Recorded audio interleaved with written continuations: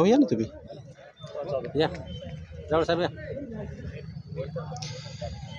आज दिनांक 29/7/2024 रोजी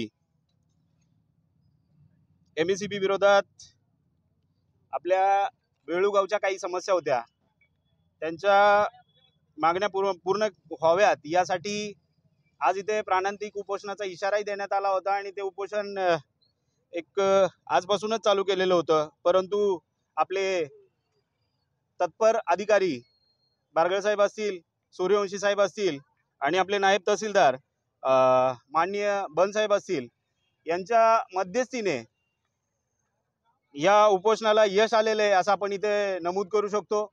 आणि उपोषणामध्ये मागण्याही अशा काही अवास्तव नव्हत्या, मागण्याही त्यांच्या प्रामाणिक आहेत, रास्त आहेत।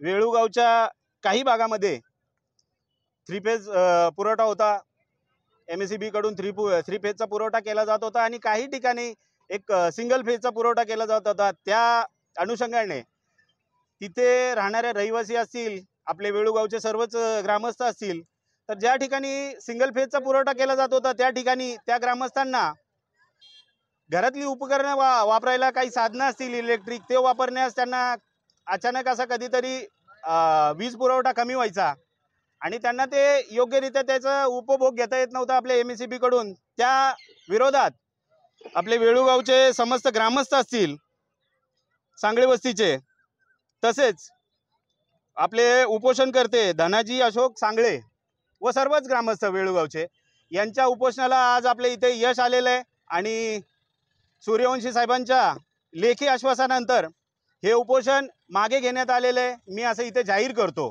हे उपोषण करत असताना वंचित बहुजन युवा आघाडी असेल, वंचित बहुजन आघाडी असेल आणि अनेक संघटनांनी यांना पाठिंबा दिलेला होता, जाहीर पाठिंबा दिलेला होता।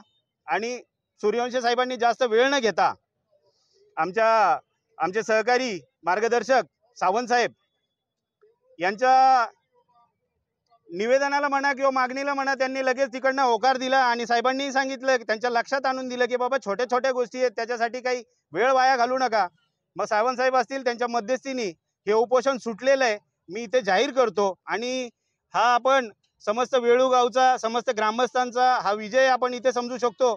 आणि याच अनुषंगाने वेळूगावातले सर्व ग्रामस्थांनी त्यांना एक इशाराही दिलेला आहे की जर फक्त हे नावासाठी जर केलं, फक्त आज 3 फेज कनेक्शन दिलं आणि काही काळानंतर जर परत ते काढून घेण्यात आलं किंवा बंद करण्यात आलं तर याच्याही पेक्षा मोठा तीव्र आंदोलन करण्यात येईल आणि त्याची सर्वस्वी जबाबदारी MSEBची असेल।